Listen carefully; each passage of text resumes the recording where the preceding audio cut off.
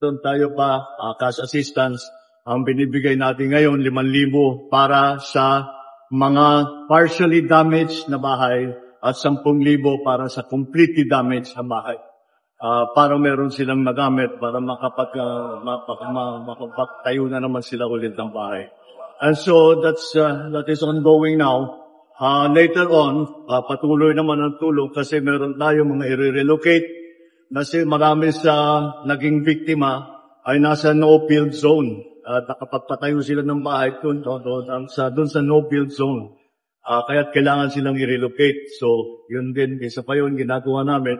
Napag-usapan namin ng mga local government units dito sa Cebu, through the provinces, the municipalities, and the cities, ay pinag-usapan namin kung paano saan natin ilalagay dahil umaasa kami sa LGU para makahanap ng lupa, paglalagyan ng mga i-relocate.